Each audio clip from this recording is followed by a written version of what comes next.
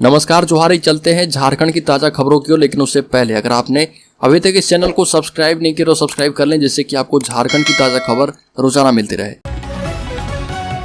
पहली बड़ी खबर, झारखंड विधानसभा में राज्य में हो रहे अवैध माइनिंग को लेकर हंगामा हुआ। स्थिति ऐसी बनी कि विधानसभा अध्यक्ष को लगभग घंटे भर के लिए सदन को स्थगित करना पड़ा। सदन की कार्रवाई शुरू होते ही बोकारो विधायक बिरंजी नारायण ने सदन में अवैध खनन के मुद्दे को उठाया और भाजपा विधायक बिरंजी नारायण ने कहा कि 3 साल में राज्य भर में अवैध पत्थर खनन, अवैध परिवहन से संबंधित हजारों मामले सामने आए हैं और इसमें अवैध विस्फोटकों के इस्तेमाल का भी मामला सामने आया। राज्य में 20,000 करोड़ रुपए से भी अधिक का खनन घोटाला हुआ है। वहीं अवैध तरीके से विस्फोटकों का इस्तेमाल हुआ है। इसकी जांच एनआईए से करानी चाहिए।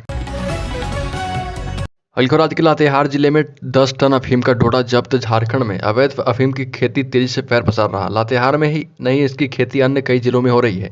इस पर रोक लगाने के लिए पुलिस लगातार कार्रवाई भी कर रही है। इसके बाद भी तस्कर अपनी करतूत से बाज नहीं आ रहे। लातेहार पुलिस ने एक ट्रेलर 22 चक्का ट्रक से लगभग 10 टन अफीम के डोडा मादक पदार्थ की बड़ी खेप बरामद की है, जिसकी कीमत 50 से 60 लाख रुपए आकी गई है। राजधानी रांची में डॉग बाइट के मामले बढ़े। राजधानी रांची के डोरंडा, लालपुर, हेनू, धुरबा और बरियातू ऐसे क्षेत्र हैं जहां पर डॉग बाइट के सबसे ज्यादा मामले सामने आ रहे हैं। ऐसा हम नहीं बल्कि सदर अस्पताल में चल रहे डॉग बाइट सेंटर के आंकड़े बता रहे हैं। और ये वो इलाके हैं जहां से आने वाले मरीजों की संख्या कुल मरीजों की संख्या का लगभग 60% है।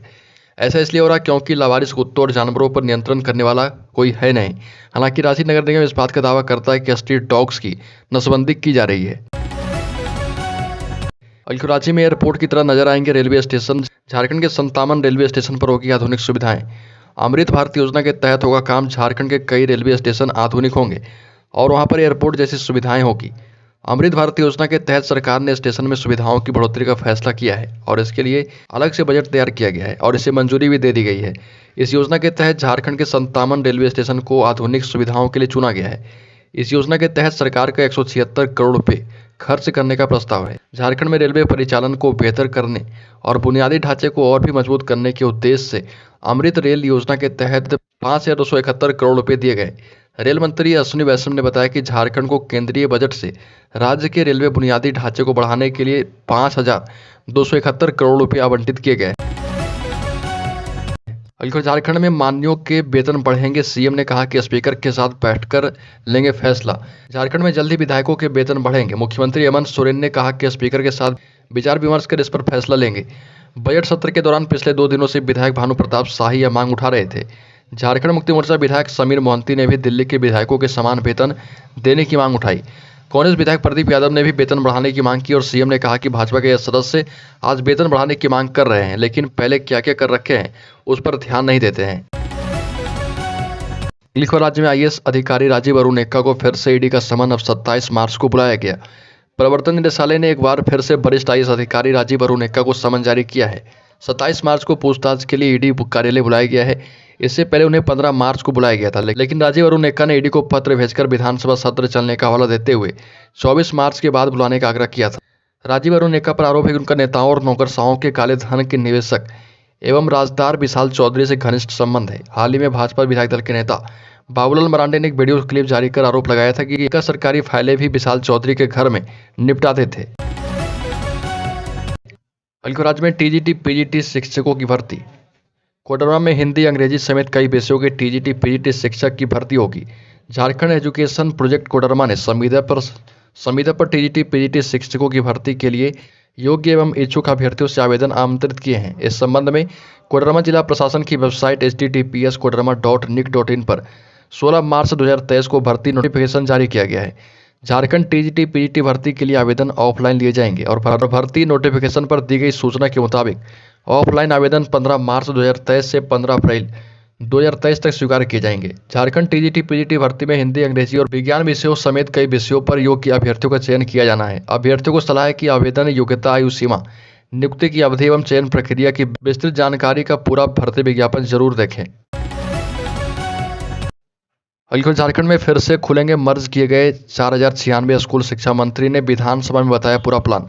सरकार पूर्व की सरकार में मर्ज किए गए 4,096 स्कूलों को फिर से खोलेगी। जिलों के डीसी को इस संबंध में आदेश भेजा गया है। झारखंड विधानसभा में स्कूली शिक्षा एवं साक्षरता विभाग की अनुदान मांग पर चर्चा के दौरान संसदीय कार्य मंत्री आलमगीर आलम ने ये बातें कही। आलमगीर आलम ने कहा कि स्कूल में ड्रॉप आउट चिंता का विषय है और इस पर कैसे रोक लगे, सरकार गंभीर है। भाजपा विधायक अनंत ओझा के कटौती प्रस्ताव का जवाब देते हुए मंत्री आलमगीर आलम ने कहा कि सरकार बच्चों को गुणवत्तापूर्ण शिक्षा देने के लिए गंभीर है। आलमगीर आलम ने कहा कि सरकार बच्चों को गुणवत्तापूर्ण शिक्षा देने के लिए गंभीर है। बहुत सदस्यों की यह मांग थी कि पूर्व की सरकार में मर्ज किए गए स्कूलों को फिर से खोला जाता। इस पर सरकार की ओर से सभी उपायुक्तों को पत्र दिया गया है। विधानसभा में भोजनावकाश के बाद स्कूली शिक्षा एवं साक्षरता विभाग के 7,24,69,000 की अनुदान मांग ध्वनिमत से पारित की गई। अलीगढ़ नियोजन नीति के विरोध में 20 मार्च को सीएम आवास का घेराव करेंगे छात्र, निकालेंगे अधिकार मार्च।